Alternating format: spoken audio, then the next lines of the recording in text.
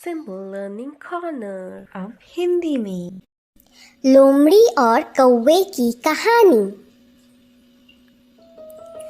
एक दिन एक कौवा पेड़ की शाखा पर बैठा था। उसके पास मुंह में पनीर का एक टुकड़ा था।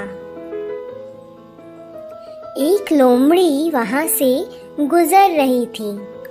उसने कौवे को पनीर के साथ देखा। उसके मुंह में पानी आ गया। उसने एक योजना सोची। उसने कौवे से कहा, प्रिय कौवा, तुम्हारे पास एक मधुर आवाज है। क्या आप मेरे लिए एक गाना गा सकते हैं? मूर्ख कौवे ने अपना मुंह खोला और गाना शुरू कर दिया। काव काव काव। कौवे के मुंह से पनीर नीचे गिर गया। तुरंत लोमड़ी ने पनीर उठा लिया और खुशी खुशी वहां से चली गई। इस कहानी का नैतिक मूल्य यह है कि कभी भी मूर्ख मत बनो। कुछ भी करने से पहले 2 बार सोचिए। आशा करती हूँ आपको ये वीडियो पसंद आया हो। सच्ची मित्रता। गिलहरी और कुत्ते की कहानी। एक बार 2 बहुत ही अच्छे दोस्त थे। एक थी गिलहरी और एक था कुत्ता। वे दोनों हमेशा एक साथ ही रहते और एक साथ ही खेलते थे।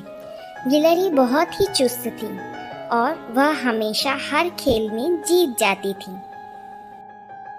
कुत्ते को बहुत बुरा महसूस होता था और वह सोचता था कि वह किसी काम का भी नहीं है। एक दिन बहुत ही तेज बारिश होने लगी। गिलहरी को बहुत मस्ती सूझी और वह बहुत उछल कूद करने लगी। उछल कूद करते हुए अचानक से गिलहरी का संतुलन बिगड़ा और वह नीचे पानी में गिर गई। गिलहरी अपने दोस्त कुत्ते को उसकी मदद करने के लिए बुलाने लगी।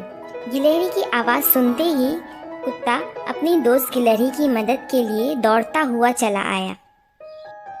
उसके बाद गिलहरी कुत्ते की पीठ के ऊपर बैठकर एक सुरक्षित स्थान पर पहुंच गई। गिलहरी ने उसकी जान बचाने के लिए अपने दोस्त कुत्ते को धन्यवाद किया। इस कहानी से हमें यह शिक्षा मिलती है कि हमेशा अपने ऊपर विश्वास रखें। हर कोई अपने तरीके से खास होता है। हर किसी में अपना एक हुनर होता है। आशा करती हूँ आपको ये कहानी पसंद आई। मधुमक्खी और पक्षी की कहानी। एक बार एक पक्षी ने एक मधुमक्खी से पूछा, तुम इतना निरंतर मेहनत करके शहद तैयार करती हो, लेकिन एक आदमी आकर उस शहद को चुरा कर ले जाता है, क्या तुम्हें दुख नहीं होता? मधुमक्खी ने उत्तर दिया, कभी नहीं, क्योंकि एक आदमी सिर्फ मेरा शहद चुरा सकता है, लेकिन शहद बनाने की मेरी कला कभी नहीं चुरा सकता। इस कहानी से हमें यह शिक्षा मिलती है कि हमें हमेशा खुद पर विश्वास रखना चाहिए।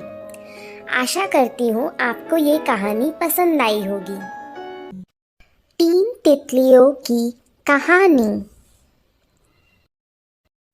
एक बार बगीचे में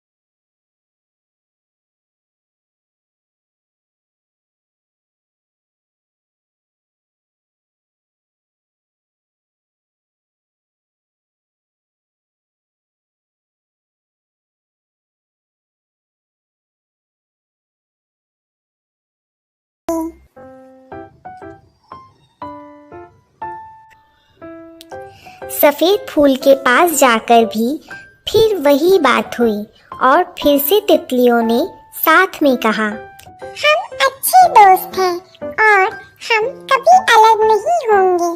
हम साथ आए हैं और साथ जाएंगे। उन्हें कहीं भी बारिश से बचने के लिए जगह नहीं मिल पाई, लेकिन कोई भी अपने मित्र को छोड़ना नहीं चाहता था। तभी सूरज ने उन्हें बादलों के पीछे से देखा। उसने बादलों को दूर भगाया और तुरंत बारिश रुक गई। फिर से धूप खिल गई और तीनों तितलियों के पंख धूप में सूख गए। वे तीनों फिर से खुशी से साथ में खेलने लगे। आशा करती हूँ आपको ये कहानी पसंद आई होगी। शेर और बकरी की कहानी। एक बार जंगल में एक शेर था। वह बूढ़ा और कमजोर था। वह दूसरे जानवरों का शिकार नहीं कर सकता था। एक दिन एक मूर्ख बकरी उसके स्वास्थ्य के बारे में पूछने आई। चालाक शेर ने कहा, मैं बहुत बीमार हूँ, मैं उठ नहीं सकता, मैं अपने अंगों को हिला भी नहीं सकता। वह उसे उठने में मदद करने के लिए उसके पास आई। शेर उस पर कूद पड़ा और अपनी मजबूत जबड़े में उसका गला पकड़ लिया। उस दिन उसने खूब खाया। हर दिन वह यही चाल चलता था। एक दिन एक चतुर लोमड़ी आई। शेर ने उसे अपने पास आने को कहा, लेकिन लोमड़ी ने कहा, मुझे तुम्हारी मांद में जानवरों के पैरों के निशान दिखाई दे रहे हैं। उनमें से कोई भी बाहर नहीं आया। वह चिल्लाते हुए भाग गया। तुम मुझे बेवकूफ नहीं बना सकते, तुम मुझे नहीं खा सकते, अलविदा। उसके बाद कोई भी जानवर शेर की मदद के लिए नहीं आया। वह भूख से मर गया। एकता की शक्ति कहानी। एक समय की बात है, एक छोटी सी चींटी रहती थी जिसका नाम था एंडी। एंडी हमेशा अपनी बस्ती के लिए भोजन एकत्रित करने में व्यस्त रहता था। एक दिन उसे रोटी का एक बड़ा टुकड़ा मिला। जोश में वह स्वयं ही रोटी के टुकड़े को अपनी बस्ती की ओर धकेलने का प्रयास करने लगा। रास्ते में उसकी मुलाकात एक चींटियों के समूह से हुई और उन्होंने उसकी मदद करनी चाही। एंडी गर्व और स्वतंत्रता महसूस करते हुए उनकी मदद लेने से इनकार कर दिया और अपना काम जारी रखा। लेकिन जैसे ही उसने रोटी के टुकड़े को हिलाने के लिए संघर्ष किया, उसे इसका एहसास हुआ कि सामूहिक कार्य करने से काम काफ़ी आसानी से हो जाएगा। उसने विनम्रतापूर्वक अन्य चींटियों की मदद लेना स्वीकार कर लिया। एक साथ वे सफलतापूर्वक उस रोटी के टुकड़े को अपनी बस्ती तक लाने में कामयाब रहे। इस कहानी से हमें यह शिक्षा मिलती है कि सामूहिक कार्य और सहयोग से हम किसी भी कार्य को अकेले करने की तुलना अधिक सफलतापूर्वक पूर्ण कर सकते हैं। दो बिल्लियों और चतुर बंदर की कहानी। एक समय की बात है, दो बिल्लियां थीं। वह दोनों बहुत अच्छे दोस्त थे। एक दिन उन्हें एक रोटी का टुकड़ा मिला। साझा करते समय उन्होंने एक बड़ा और एक छोटा टुकड़ा बनाया, इसीलिए वे दोनों बड़े टुकड़े के लिए लड़ने लगे। उस समय एक बंदर ने उन्हें लड़ते हुए देखा। बंदर ने उन्हें कहा, मैं इसे समान रूप से साझा कर देता हूँ। उसने रोटी के बड़े टुकड़े को थोड़ा सा खा लिया, जिससे कि वह दोनों टुकड़े बराबर हो जाए। फिर उसने दूसरे बड़े टुकड़े को थोड़ा सा खा लिया, जिससे कि वह दोनों टुकड़े बराबर हो जाए। उसने थोड़ा थोड़ा करके पूरी रोटी खा लिया और खुशी खुशी वहां से चला गया। बेचारी बिल्लियां रोटी से हाथ धो बैठी। इस कहानी का नैतिक मूल्य यह है कि हमारे पास जो भी हो, हमें उसे साझा करना सीखना चाहिए। आशा करती हूँ आपको ये कहानी पसंद आई हो। घमंडी तोते की कहानी। एक बार एक बड़े से पेड़ में एक तोता रहता था। उसे अपने हरे रंग के पंख और लाल चोंच पे बहुत गर्व था। एक दिन उसने एक कौवे को देखा और उसने कौवे को देखकर अपने मन में सोचा, इसके पंख कितने बदसूरत हैं। उसने कौवे से कहा, तुम्हारे पंख कितने काले और भद्दे हैं। तब कौवे ने उत्तर दिया, ये जो मेरे काले और भद्दे पंख हैं, यही मुझे लंबी दूर तक उड़ान भरने में मदद करते हैं।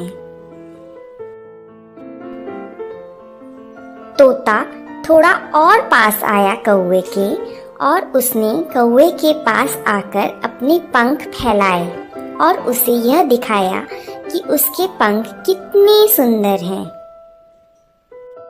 तभी वहां एक आदमी पहुंचा एक पिंजरे के साथ और उसने उस पिंजरे में उस सुंदर से तोते को पकड़ लिया और फिर वहां से चला गया। इस कहानी का नैतिक मूल्य यह है कि हमें कभी भी अपने पास किसी भी हुए चीज का घमंड नहीं करना चाहिए। नमस्ते बच्चों, इस वीडियो में हम सुनेंगे कौवे और मोर की कहानी। यह कहानी हमें सिखाती है कि हमें अपनी तुलना किसी और से करके कभी अपनी खुशी को जाने नहीं देना चाहिए। एक बार एक कौवे की नज़र एक हंस पर पड़ी और उसने सोचा, ये हंस कितना सुंदर है। उसके सभी पंख सफेद हैं, जबकि कौवा काला है। कौवे ने अपने विचार हंस के सामने रखे। हंस ने उत्तर दिया कि उसके अनुसार तोता सबसे सुंदर पक्षी है, क्योंकि तोते के पास 2 रंग है और हंस के पास सिर्फ एक ही रंग है। इसके बाद कौवा तोते के पास पहुंचा, परंतु तोते ने कौवे से कहा, उससे भी सुंदर मोर है, क्योंकि यह बहुरंगी है। जब कौवे ने अपने विचार मोर के सामने प्रकट किए, तब मोर ने उत्तर दिया, मेरे प्यारे कौवे, इस ग्रह पर तुम सबसे भाग्यशाली पक्षी हो, क्योंकि तुम्हें कभी कोई भी पिंजरे में बंद नहीं करता। मैं अपनी खूबसूरती की वजह से इस पिंजरे में फंस गई हूँ और तुम आज़ाद हो। यह सुनकर कौवे ने सोचा, वह कितना मूर्ख था और उसने भगवान को धन्यवाद दिया कि उसे वैसा बनाने के लिए जैसा वह है। इस कहानी का नैतिक मूल्य यह है कि कभी भी अपनी तुलना दूसरों से ना करें। आप जैसे भी हो और आपके पास जो भी हो उसमें खुश रहें। आशा करती हूँ आपको ये वीडियो पसंद आया हो। देखने के लिए धन्यवाद। हाथी और चींटी की कहानी। एक बार की बात है, जंगल में एक विशाल हाथी रहता था। प्रतिदिन वह बड़े बड़े कदमों से चलते हुए चींटियों की बस्ती को अपने पैरों के नीचे कुचल देता था। तब चींटियों ने हाथी को सबक सिखाने का फैसला किया। एक दिन जब हाथी केले के पत्ते खा रहा था, तब चींटियों ने उसे काटना शुरू कर दिया। दर्द सहने में असमर्थ हाथी ने जोर से तुराही बजाना शुरू कर दिया। चींटियों को हाथी के लिए दुख हुआ। उन्होंने कहा, हमें खेद है, हम केवल तुम्हें सबक सिखाना चाहते थे। हाथी को उसकी गलती का एहसास हुआ। वह समझ गया कि सभी जीवित प्राणियां दर्द महसूस करते हैं। उस दिन के बाद से हाथी ने कभी भी दूसरों को परेशान नहीं किया। इस कहानी का नैतिक मूल्य यह है कि बड़ा हमेशा बेहतर नहीं होता। दो पेड़ों और गौरैया की कहानी। एक नदी के पास दो पेड़ थे। एक बार एक छोटी सी गौरैया उस रास्ते से गुजर रही थी। गौरैया ने पहले पेड़ से पूछा, प्रिय पेड़, मुझे लगता है बहुत तेज बारिश होने वाली है, तो क्या मैं आपकी शाखाओं पर मेरे और मेरे बच्चों के लिए घोंसला बना सकती हूँ? पहले पेड़ ने गौरैया को घोंसला बनाने से मना कर दिया और गौरैया वहां से उड़ गई। वह दूसरे पेड़ के पास गई और उसने दूसरे पेड़ को भी वही प्रश्न पूछा। दूसरा पेड़ सहमत हो गया और उसने गौरैया को अपनी शाखाओं पर घोंसला बनाने के लिए अनुमति दे दी। एक दिन भारी बारिश हुई और पहला पेड़ टूट गया। उसकी जड़ें बारिश के साथ बह गई। जब गौरैया ने यह देखा तो वह पहले पेड़ के पास गई और उसने कहा, तुम्हें सजा मिली है मुझे घोंसला बनाने देने से इनकार करने की और तुम्हारे अशिष्ट व्यवहार की। लेकिन पेड़ मुस्कुराया और उसने धीरे से उत्तर दिया, प्रिय गौरैया, मैं यह पहले से ही जानता था कि मेरी जड़ें कमजोर थी और यह इतनी भारी बारिश में भी खड़े रहने में सक्षम नहीं थी। मैं आपके और आपके परिवार की सुरक्षा के साथ कोई जोखिम नहीं उठाना चाहता था, इसीलिए मैंने आपको अपनी शाखाओं में घोंसला बनाने की अनुमति नहीं दी। मुझे क्षमा करें। इतना कहकर पेड़ उड़ गया। गौरैया को अपनी गलती का एहसास हुआ कि उसने सच जाने बिना ही उस पेड़ को आंकने की गलती की। इस कहानी का नैतिक मूल्य यह है कि किसी भी किताब का मूल्यांकन उसके आवरण से मत करो। ऐसे ही और वीडियोस देखने के लिए लाइक, शेयर और सब्सक्राइब करना ना भूलें।